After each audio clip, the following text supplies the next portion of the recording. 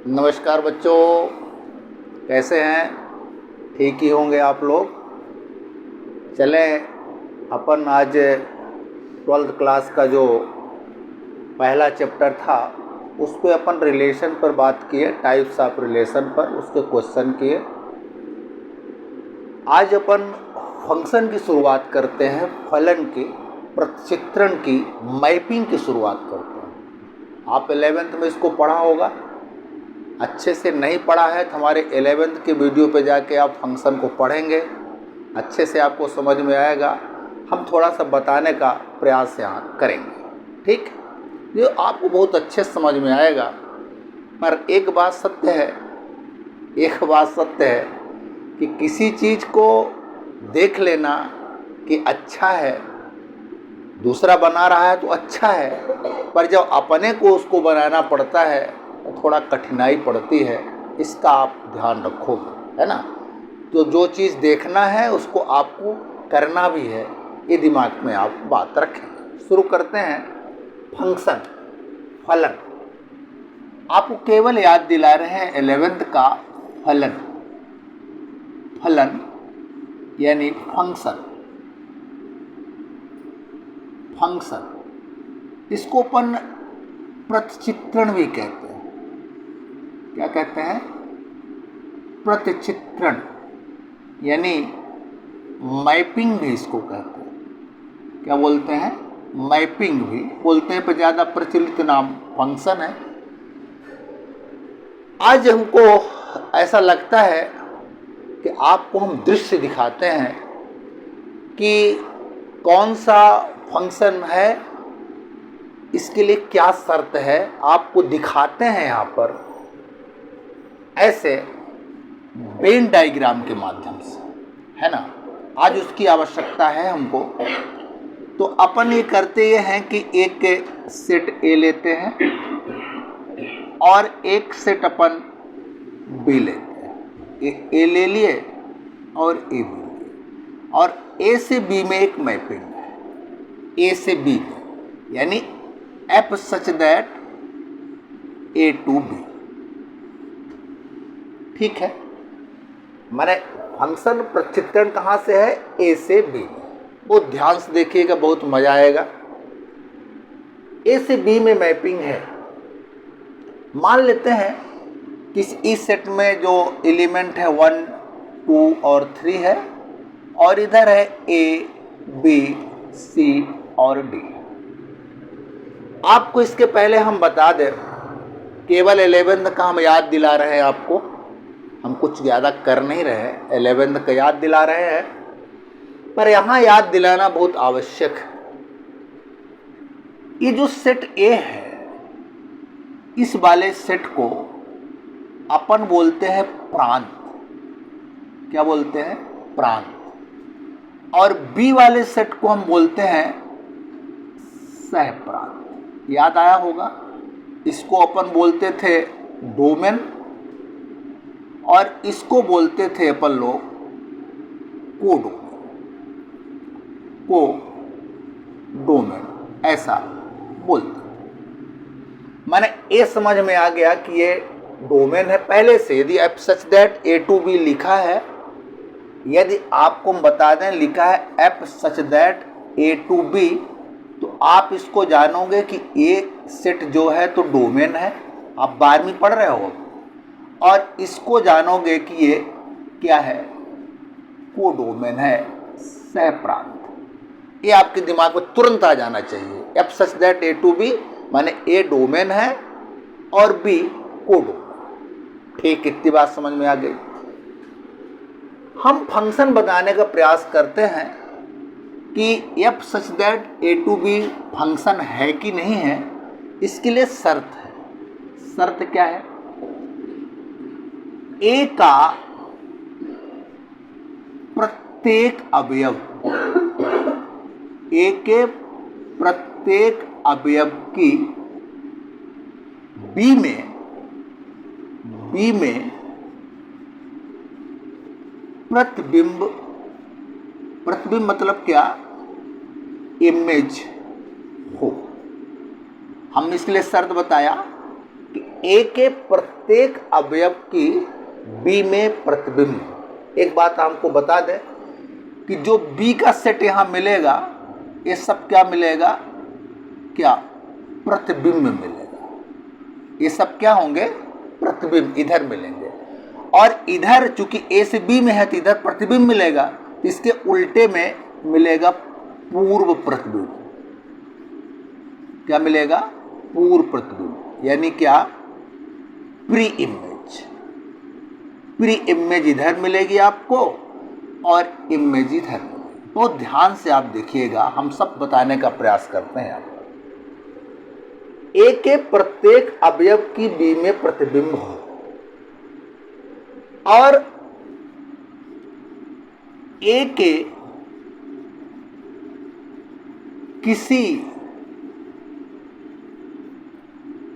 अवयव का दो प्रतिबिंब ना हो, यानी क्या हो, केवल एक प्रतिबिंब। एक एक किसी अवयव का दो प्रतिबिंब नहीं होना चाहिए। इस बात को समझ रहे हो ना। जैसे मान लो कि ए सेट में मान लो यहाँ ए लिखा है और यहाँ बी लिखा है, तो ए लिख गया यहाँ पर, मान लीजिए 1 2 लिख गया, इसका इससे भी हो जाए, इससे भी हो जाए, ऐसा नहीं होना चाहिए। ठीक है, हमने लिखा है ए के प्रत्येक अवयव का बी में प्रतिबिंब हो, और लिखा है कि ए के किसी अवयव का दो प्रतिबिंब ना हो। समझना बात को अच्छे से। यहां गौर करो कि ए के प्रत्येक अवयव का, इसका हम प्रतिबिंब दे देते हैं बी से, 2 को दे देते हैं सी से, 3 को दे देते हैं डी से। शर्त क्या लागू हो रही है, पहली, ए के प्रत्येक अवयव का बी में प्रतिबिंब है। देखो एक का भी है, देखो एक का भी है। एक का प्रतिबिंब किस में है, एक का प्रतिबिंब क्या है, ए है। ये क्या कहलाएगा, ए है प्रतिबिंब, माने ये क्या है, 1 का प्रतिबिंब, इमेज। और 1 क्या है, 1 का प्रतिबिंब। ए क्या है, ए का पूर्व प्रतिबिंब है। बात समझ में आ गई। ए क्या है, 1 का प्रतिबिंब है, मतलब ए F1 को बी माने हो, यहां पर तो बी ले लो। जो बी है एक का प्रतिबिंब है, और बी का पूर्व प्रतिबिंब 1। अब बी 1 का प्रतिबिंब। बात समझ में आ गई होगी कि ए का 1 का प्रतिबिंब बी है, अब बी का पूर्व प्रतिबिंब ए है, 2 का प्रतिबिंब सी है, सी का पूर्व प्रतिबिंब 2 है, 3 का प्रतिबिंब डी है, डी का पूर्व प्रतिबिंब 3 है। बात समझ में आ गई। अच्छा, तो आपको प्रतिबिंब और पूर्व प्रतिबिंब की बात समझ में आ गई होगी। मतलब कहें सरल भाषा पे कि एक का संबंध बी में, 2 का संबंध सी से, 3 का संबंध डी से। क्लियर हो गई बात सब। तो संबंध ना कह के अपन लोग मैपिंग पढ़ रहे हैं, तो अपन यहाँ पर इमेज और प्री इमेज की बात करेंगे, इमेज और प्री इमेज की। ठीक है, तो देख लो, ए के प्रत्येक अवयव का प्रतिबिंब बी में है और ए के किसी अवयव का दो प्रतिबिंब नहीं, यानी ए क्या है, फंक्शन है। जैसे 1 का प्रतिबिंब क्या है, बी, 2 का प्रतिबिंब क्या है, सी, 3 का प्रतिबिंब क्या है, डी। भाई प्रतिबिंब कौन बना, ये मैपिंग जो होती है यही तो प्रतिबिंब दिलाती है। 1 आया, नियम में लगा, बी मिल गया, 2 आया, नियम में लगा, सी मिल गया, 3 आया, नियम में लगा, डी मिल गया। तो यहां पर आप देखें कि ये चीज फलन के कंडीशन का पालन करती है।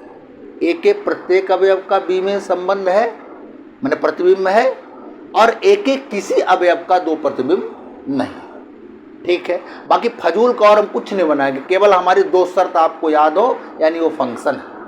ठीक है, जब वो फंक्शन है तो यहां पर बात उठती है वही, ये मतलब डोमेन क्या है, पहले बता दिए हैं। जो ए सेट है, ए यानी 1 2 3 ये डोमेन हो गया। कोई पूछे कोडोमेन क्या है, कोडोमेन क्या है, तो पूरा सेट बी यानी ए बी सी डी, ए इसका क्या है, कोडोमेन।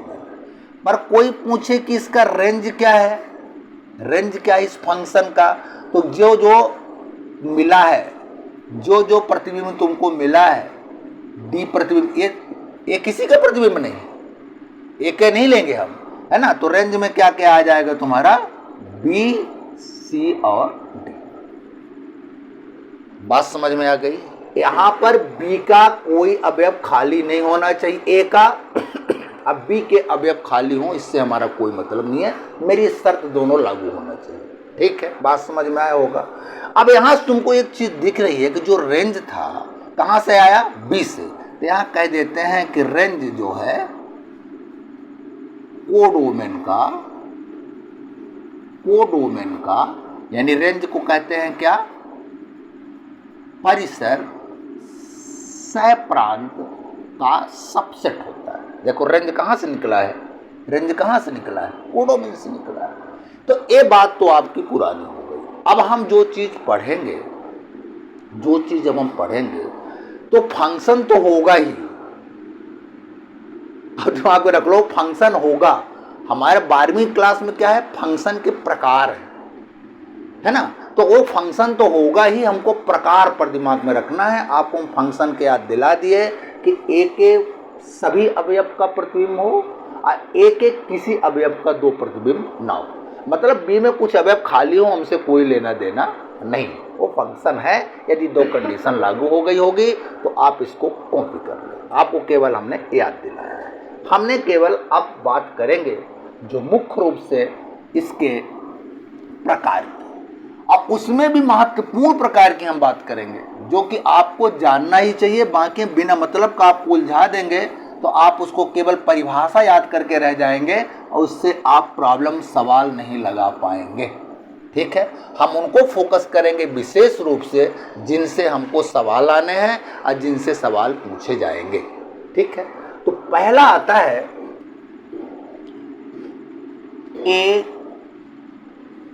एकैकी फलन।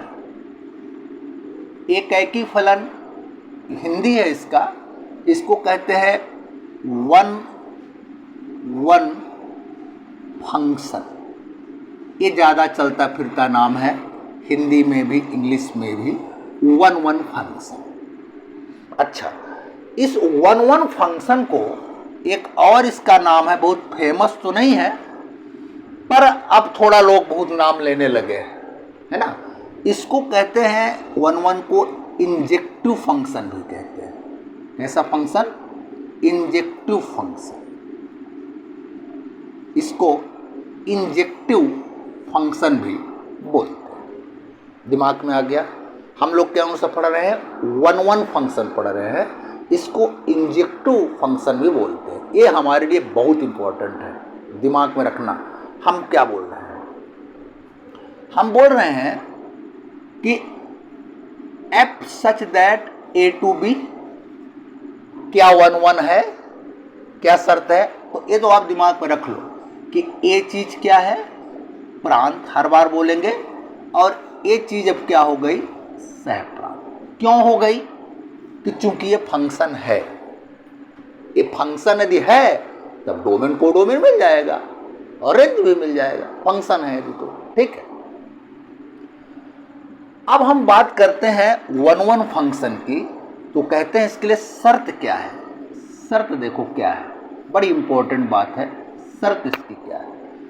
पहली शर्त हम जो बनाए बड़े सरल भाषा में कि ए के भिन्न भिन्न अवयवों का बी में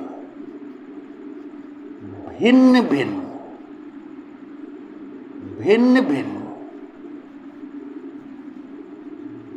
प्रतिबिंब होना चाहिए। ऐसा कह दो, 2 लगा देते हैं, मैंने भिन्न भिन्न, ए के भिन्न भिन्न अवयवों का बी में भिन्न भिन्न प्रतिबिंब होना चाहिए। भाषा समझ में आ गई कि ए के अलग अलग अवयवों का बी में अलग अलग प्रतिबिंब होना चाहिए, अलग अलग प्रतिबिंब होना चाहिए। समझ गए? हम फालतू भाष में आपको नहीं ला रहे हैं। ए के भिन्न भिन्न अवयवों का बी में भिन्न भिन्न प्रतिबिंब होना चाहिए, मैंने एक ही प्रतिबिंब नहीं होना चाहिए। ठीक, तो थोड़ा सा इसको वेन डायग्राम से समझो। मान लो यहां पर ये ऐसे बना दे, ये सेट ए ले ले, ए बी ले ले, यहाँ फिर से ले लेते हैं वही 1 2 3, यहाँ ले लेते हैं ए बी सी डी। हम क्या बोले, और ये मैपिंग हो गई एफ यहाँ पर। ठीक, F such that A to B. हम क्या बोले हैं, ए के भिन्न भिन्न अवयवों का एक का प्रतिबिंब मान लो ए से, 2 का प्रतिबिंब बी है, 3 का प्रतिबिंब सी है।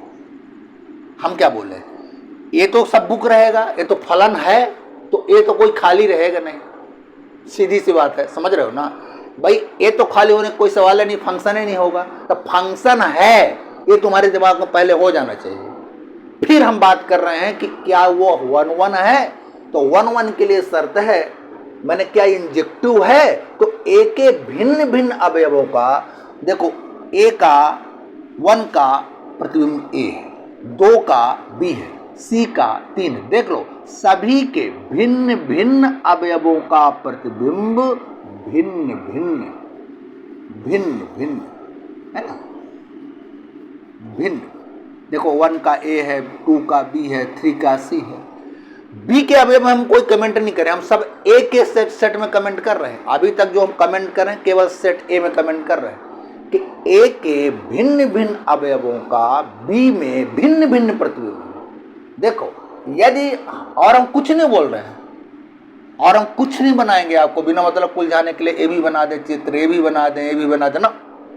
हम केवल एक डायग्राम बनाए आपके पास, एक वेन आरेख बना दिए हैं और बोल दिए हैं कि ए के भिन्न भिन्न अवयवों का बी में भिन्न भिन्न प्रतिबिंब होना चाहिए, बस फंक्शन वो है। ठीक है, अब क्या है कि आपको समझ में आ गया कि 1 1 है।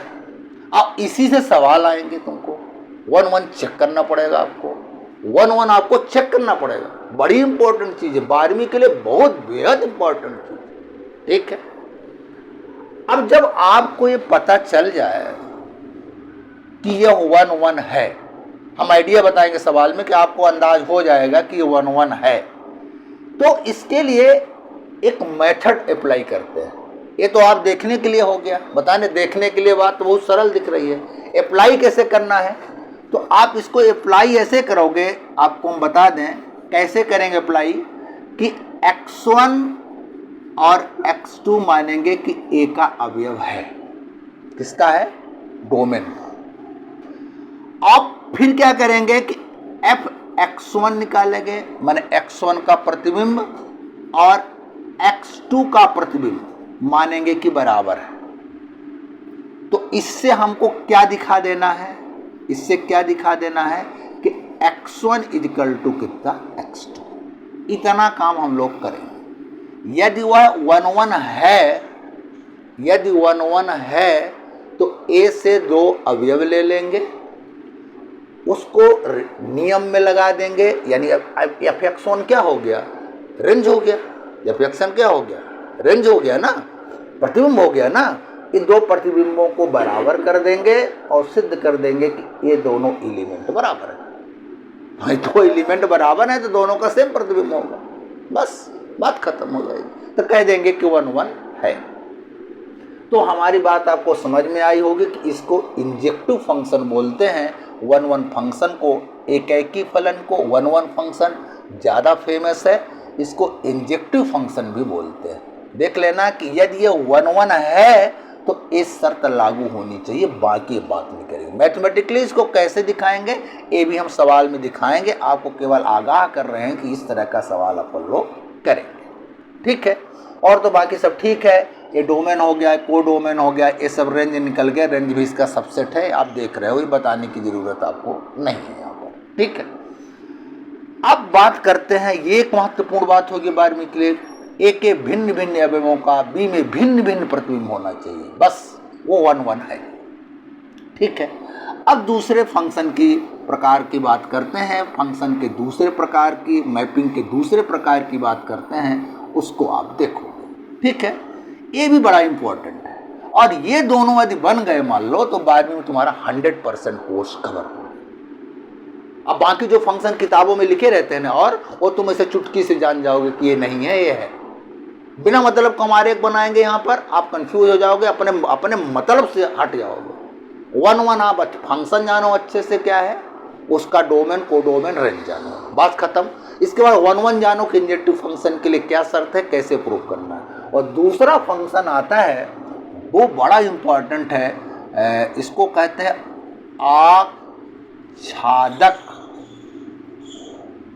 आच्छादक फलन। हिंदी से कम लोग इसका नाम लेते हैं बेचारे का, इसको ज़्यादा जानते हैं कि आंटू फंक्शन। कौन सा फंक्शन? आंटू फंक्शन, इस नाम से ज़्यादा प्रचलित है। ठीक है, अब ये आंटू फंक्शन को एक चीज़ और बोलते हैं, आजकल बहुत चलने लगा है, इसको कहते हैं सरजेक्टिव फंक्शन। क्या? सरजेक्टिव फंक्शन इसको बोल देते हैं। ठीक, अब समझना कि f such that a to b एक फंक्शन है, इसको चेक करना हो कि क्या ये आंटू फंक्शन है, तो इसके लिए क्या शर्त है। ठीक है, यही ना बात है कि हमको फंक्शन तो है ही है वो, है ना, हमको चेक करना है कि क्या ये आंटू फंक्शन है, तो उसके लिए क्या शर्त है। अब देखना, अभी तक तो हम फंक्शन में सेट ए देख रहे थे, 1-1 में भी सेट ए देख रहे थे, अब हम बी को देखेंगे।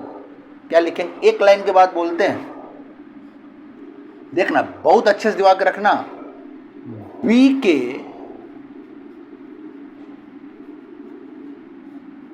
प्रत्येक अवयव का ए में पूर्व प्रतिबिंब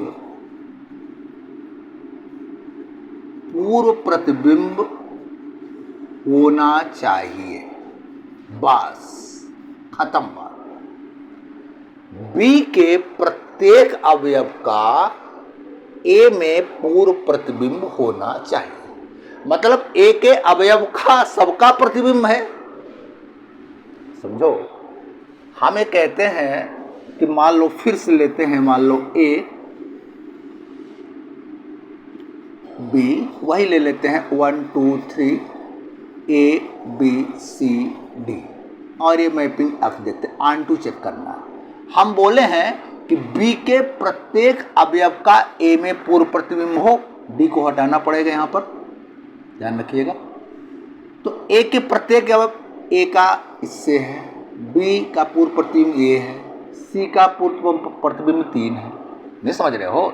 एरो इधर की ओर है, इधर प्रतिबिंब मिलेगा, इधर पूर्व प्रतिबिंब मिलेगा। तो देख लो कि बी के प्रत्येक अवयव का पूर्व प्रतिबिंब है ना, है कि नहीं? देख लो, F1 ऐसा बोलो कि F1 A है, F2 B है, FC 3 है, F3 C है, तो इसका रेंज क्या हो गया? रेंज क्या हो गया? ABC हो गया। हम क्या बोले यहाँ पर कि अब ये क्या, ये सेट क्या हो गया? B हो गया। ये सेट B हो गया ना, तब B के प्रत्येक अवयव का पूर्व प्रतिबिंब है ना, तो रेंज बराबर क्या हो गया? ये B क्या है?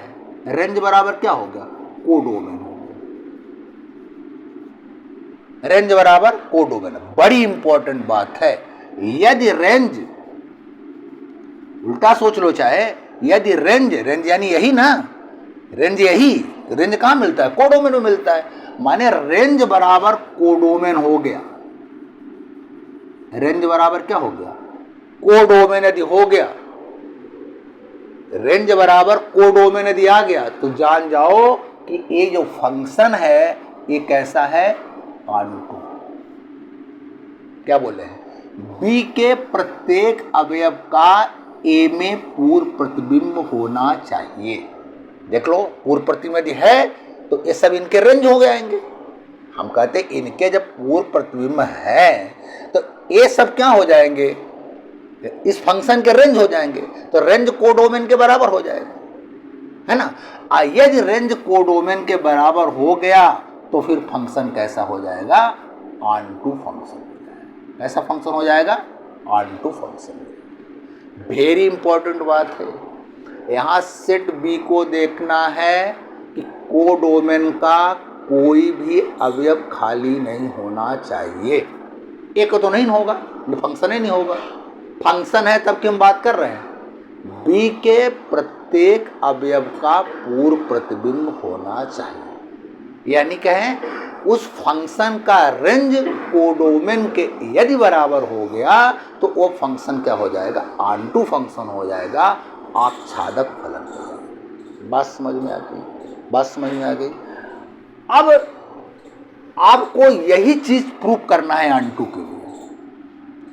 अच्छा, मैथमेटिकली मान लो दिखाना पड़ेगा, मान लो तो जो फंक्शन होगा याद रखो, जैसे रेंज निकालते थे y इक्वल टू क्या मानोगे, fx मानोगे। y इक्वल टू क्या मानोगे, fx मानोगे, और एक बात लिख दोगे कि प्रत्येक y बिलोंग्स टू b के लिए x बिलोंग्स टू a अवश्य है, अवश्य है। प्रत्येक y बिलोंग्स टू b के लिए, y मतलब कोई भी, सब के लिए x में आदमी है। यानी कहें कि fx इक्वल टू क्या है, y है, तो ये फंक्शन क्या हो जाएगा, ऑनटू फंक्शन हो जाएगा। इतनी भाषा लिख देंगे। गलत के लिए तो हम बताएंगे कि गलत कैसे दिखा देंगे। सरल यदि सही है तो आप लिख दोगे कि प्रत्येक y बिलोंग्स टू b के लिए, भाषा में कहे परेशान नहीं हो, b के प्रत्येक अवयव के लिए a में अवयव है। समझ गए, इसको गणितीय भाषा में लिख देते हैं कि y बिलोंग्स टू b के लिए, प्रत्येक y बिलोंग्स टू b के लिए x बिलोंग्स टू a अवश्य होगा। यदि है तो वो क्या हो गया, fx इक्वल टू y हो गया, और वो फंक्शन ऑनटू हो गया। 1 इंपॉर्टेंट है, ऑनटू इंपॉर्टेंट है, और आपसे रेंज निकालने आना चाहिए। ठीक है, थोड़ा सा और तरीका बताएंगे कि आप जुगाड़ से कर देंगे, पर वो अच्छा नहीं है, रेंज निकालने आपको आना चाहिए। ठीक, तो 1 आपको दिखाना चाहिए, बनना चाहिए। ऑनटू फंक्शन बिल्कुल जहान के अंदर चला जाना चाहिए। अब इन्हीं दोनों को मिला देते हैं, ऑनटू यानी सर्जन। अब इन्हीं दोनों जोन को हम लोग मिला देते हैं, है ना। किसको, 1 को और ऑनटू को। देखो अभी हमने पढ़ा क्या, 1 ऑनटू फंक्शन। अब हम पढ़ेंगे क्या, 1 ऑनटू। मन 1 माने एक आच्छादक फलन, माने दोनों को मिला देना। समझ लो पहले, माने 1 भी हो और ऑनटू भी हो। ठीक, तो 1 के लिए शर्त क्या है, वो शर्त याद करो कि a के प्रत्येक अवयव का, माने a के किन्हीं दो अवयवों का, a के किन्हीं दो अवयवों का एक प्रतिबिंब नहीं होना चाहिए। एक शर्त मालूम हो जाए, और दूसरा b का प्रत्येक अवयव का पूर्व प्रतिबिंब हो। ठीक है, ऐसा कल्पना हम करें। माने एक बात आनी चाहिए कि a के दो अवयवों का एक प्रतिबिंब, प्रतिबिंब वही पुरानी बात, नहीं होना चाहिए, एक बात ये हो जाए, और दूसरी बात बी के प्रत्येक अवयव का पूर्व प्रतिबिंब हो। ठीक है, तो फिर वही मान लो, सेट मान लो ए बी। अपने सब सोच लो कैसा मानोगे। ए एफ मैपिंग है, बात क्या, F such that A to B. ठीक है, ए फंक्शन है 1 2 3 ए बी सी। ए के दो अवयवों का एक प्रतिबिंब नहीं होना चाहिए, मैंने सबके अलग अलग होने चाहिए, अलग अलग। देख लो बी के प्रत्येक अवयव का पूर्व प्रतिबिंब भी हो गया, दोनों बात अलग हो गई, माने ये 1 1 भी हो गया और ऑन टू भी हो गया। ये 1 1 ऑन टू फंक्शन, 1 1 भी हो गया और ऑन टू फंक्शन भी हो गया, दोनों बात आपके पास यहाँ हो गई, 1 1 और ऑन टू। ठीक, अब देखो, अब तुम क्या करोगे, जब इसको प्रूफ करोगे तो 1 1 वाली कंडीशन दिखा दोगे और ऑन टू वाली कंडीशन दिखा दोगे, दोनों को इकट्ठा कर दोगे तो बन जाएगा वो 1 1 ऑन टू फंक्शन। ये तुम्हारे लिए इंपॉर्टेंट बात है, माने 1 1 इंपॉर्टेंट है, 1 1 इंपॉर्टेंट है, ऑन टू इंपॉर्टेंट है। 1 1 को क्या बोलते हैं, इंजेक्टिव फंक्शन, और इसको बोलते हैं सरजेक्टिव फंक्शन। माने 1 1 इंजेक्टिव और सरजेक्टिव। ये जब दोनों मिल जाएंगे ए तो कह देंगे बाइजेक्टिव। क्या बोल देंगे, बाइजेक्टिव फंक्शन। बात समझ में आ गई, माने 1 1 हो जाए, ऑन टू हो जाए, इंजेक्टिव हो जाए, सरजेक्टिव हो जाए, दोनों बात यदि हो जाती हैं तो उस फंक्शन को हम क्या बोलते हैं, बाइजेक्टिव फंक्शन। इसको क्या बोल देंगे, बाइजेक्टिव फंक्शन, बाइजेक्टिव फंक्शन। ठीक है, तो बाइजेक्टिव फंक्शन बोलो चाहे 1 1 ऑन टू फंक्शन बोलो, एक ही बात है। बाइजेक्टिव मतलब injective plus surjective, 1 1 plus onto, confuse नहीं होइएगा, बिना मतलब के बाद कंफ्यूज नहीं होएगा। 1 1 भी सिद्ध कर दो, ऑन टू भी सिद्ध कर दो, इसी को बोलते हैं 1 1 ऑन टू, और इसी को बाइजेक्टिव। पूछ सकता है कि बाइजेक्टिव फंक्शन आप दिखाओ इसको, तो आपको 1 1 भी दिखाना पड़ेगा और ऑन टू भी दिखाना पड़ेगा। ठीक है, इसी वजह 1 1 को इंजेक्टिव और ऑन टू को सरजेक्टिव बोलते हैं, दोनों मिला के क्या बाइजेक्टिव बन जाता है। ये तुम्हारे 12th की आवश्यकता है, बिना मतलब के घुमाव फराव पे आप नहीं आओ। ठीक है, यही आपको पढ़ना है, यही पूछा जाएगा, इसके अलावा कुछ भी नहीं पूछा जाएगा, ये दिमाग में आप रख लो।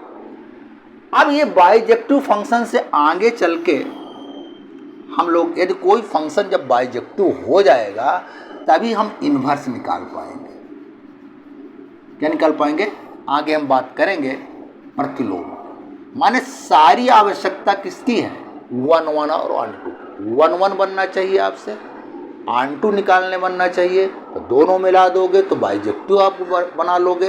यदि बाइजेक्टिव होगा वो फंक्शन तो फिर इन्वर्स निकलेगा, नहीं फिर इन्वर्स वाला क्वेश्चन नहीं बनेगा। समझ गए, कोई सी चीज़ का इन्वर्स है कि नहीं हो, किसी फंक्शन का इन्वर्स है कि नहीं है, आपको दिखाना है तो बाइजेक्टिव दिखा दोगे तो इन्वर्स वाला भी क्वेश्चन मालूम हो जाएगा।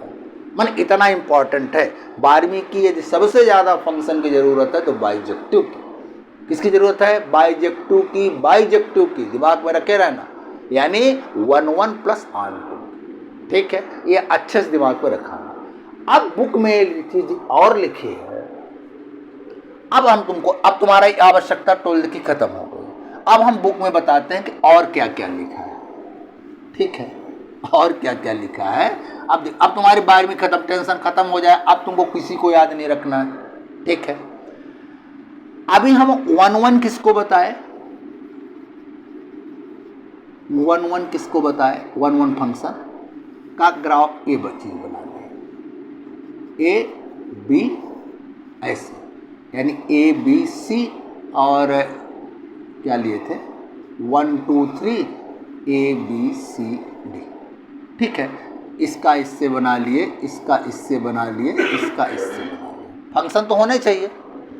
तो ये 1 1 फंक्शन है। ठीक है, आइए जो 1 1 फंक्शन है, ठीक है, ये 1 1 फंक्शन है। पर ये जो 1 1 जो फंक्शन है, 1 1 का काम तो कर दिया, पर ये यदि 1 1 फंक्शन हो गया ये मान लो, तो इसमें तो इससे मतलब नहीं कि बी खाली हो, बी पूरा भरा हो कि नहीं भरा हो। इसको हम क्या बोल सकते हैं, ये अपना जो है तो 1 1 तो है। ठीक है, और एक बात और दिखा दें यहाँ पर पहले, तो और फिर बात करते हैं। आन2 में क्या चाहिए था, ये आन2 भी है, ये 1 1 भी है और आन2 भी है। कब, जब हम डी को मिटा देंगे। अब देखिए ये 1 1 भी है और आन2 भी है, दोनों चीज हो गए। माने इन्हीं दो अवयवों का प्रतिबिंब, सबका एक ही प्रतिबिंब है। अब बी का सभी अवयव फिट फाट है, दोनों ए भी फुल है और बी भी फुल है। समझ गए हो ना, ए भी खाली नहीं है, बी भी खाली नहीं है, 1 1 आन2 है ना, ए खाली ना बी खाली, 1 1 आन2। ठीक है, एक शब्द आता है इन्हीं से, देखो निकलता है इन्हीं चीजों से। एक चीज आता है मैनी वन,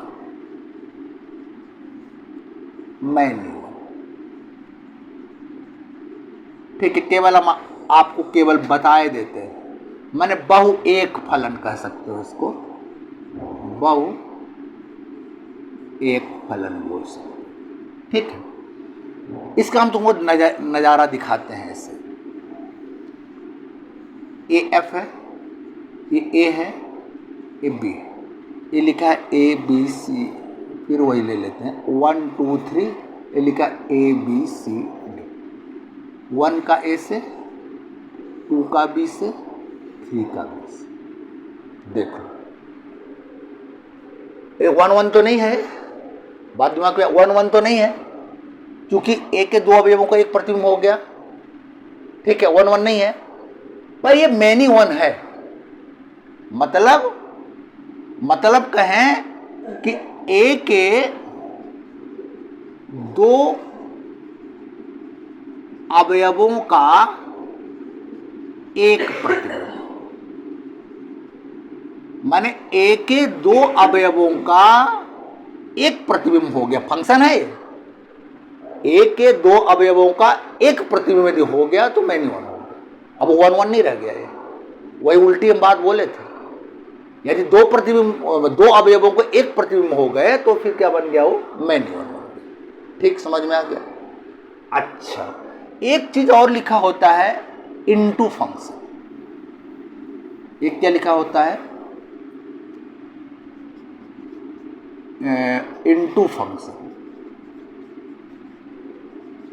इसको बोलते हैं अंतरक्षेपी फल। ये भी आता है, ये तुम्हारे लिए मीनिंगलेस है, केवल जानना है, तुम जान ही जाओगे। तो 1 1 नहीं है, यदि दो एलिमेंट का जो हो गया तो फिर वो मैनी वन हो गया। अब आन2 इनटू फर्क देखो, ये फंक्शन है, ये ए है, ये बी है, ए फिर वही लेते हैं 1 2 3 और ए बी सी और डी ले लें, इसका इससे, इसका इससे, इसका इससे। ठीक है, पर यहां पर देखो इनटू फंक्शन है ना, इसमें बी के अवयव खाली है। माने बी के कम से कम एक अवयव का पूर्व प्रतिबिंब नहीं होता।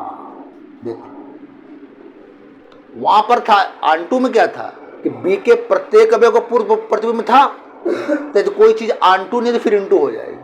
देख लो, एक अवयव ये बच गया जिसका पूर्व प्रतिबिंब नहीं है, इसलिए फंक्शन क्या बन गया, इनटू फंक्शन। बी के कम से कम एक अवयव का पूर्व प्रतिबिंब नहीं होता, प्री इमेज नहीं होता। 2 भी हो जाए, 3 भी हो जाए, 4 भी हो जाए। मोटी भाषा में कहो कि बी का अवयव यदि खाली है, बी का अवयव यदि खाली है तो इनटू है। अब बी के अवयव यदि पैक हैं तो ऑन टू, बी का अवयव खाली एक भी दिख गया तो इनटू, अब बी का अवयव पैक तो ऑन टू। ठीक है, तो ये तो केवल आपको हम दिखाने के लिए बात है, कम से कम आपको जानकारी ये रहे। पर हमारा तो मतलब है ए पैक बी पैक, ए के सब संबंधित बी के सब संबंधित, कोई खाली नहीं, 1 1 ऑन टू, कोई खाली नहीं, 1 1 ऑन टू। 1 1 में एक एक किसी अवयव का दो प्रतिबिंब ना हो, ऑन टू में बी के सभी अवयवों का पूर्व प्रतिबिंब हो। और मोटी बात हम आपको बताएं कि यदि ऑन टू फंक्शन है तो उस फंक्शन का रेंज कोडोमेन के बराबर हो जाए।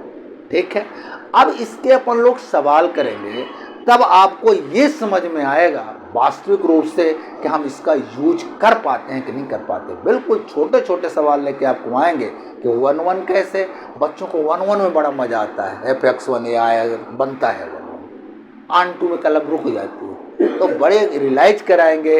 इसलिए आप केवल अपने दिमाग में रखें कि हम 1 1 प्रूव कर रहे हैं, माने ए के किसी अवयव की दो इमेज ना हो बस, और कोई बात नहीं। और ऑन टू प्रूव कर रहे हैं तो बी के प्रत्येक अवयव की पूर्व इमेज हो, माने रेंज बराबर कोड होगा। और दोनों प्रूव कर रहे हैं तो दोनों शर्त लागू हो जानी चाहिए, तो फिर वे 1 1 ऑन टू बन जाएगा, बाइजेक्टिव बन जाएगा। अब बाइजेक्टिव ही इंपॉर्टेंट है, 1 1 plus onto equal to bijective, और वही बाइजेक्टिव ये फंक्शन होगा। तो अगला जो सवाल बनेगा उन्हीं फंक्शन का इन्वर्स निकल सकेगा जो फंक्शन बाइजेक्टिव होंगे, नहीं तो इन्वर्स आप फंक्शन का फाइंड नहीं कर सकते। बात समझ में आई? इस तरह से हमारी बात आपको अच्छे से समझ में आई होगी। आप इसको बार बार आप इसको रिवाइज करिएगा, पर ज़्यादा आप उसमें नहीं पढ़िएगा कि ए बी लिखा हम सब पढ़ेंगे। हमारा फोकस है फंक्शन अच्छे से दिमाग में आ जाए, फंक्शन आपको बता दिए कि दिमाग में आ जाए। और जानना हो तो 11th को देखें, 12th में आपको चाहिए 1 1 इंजेक्टिव, ऑन टू सर्जेक्टिव, और दोनों को प्लस यानी बाइजेक्टिव, यानी 1 1 ऑन टू बनना चाहिए बस। और इसी से आपको दो क्वेश्चन मिलेंगे, एक इन्वर्स निकालने का और एक 1 1 ऑन टू प्रूव करने का, बस। ठीक है, तो आप इस पर आप गौर करेंगे और मस्त इसको पढ़ेंगे और कमेंट करके हमको बात बताएंगे कि हमको समझ में ऐसे आप पिला देंगे, मान लो कि आप क्या याद रखेंगे कि हम कैसे 1 1 ऑन टू प्रूव कर लेते हैं, मज़ा आ जाएगी आपको। ठीक है, धन्यवाद बच्चों, इस प्रकार से फिर मिलेंगे, नमस्कार।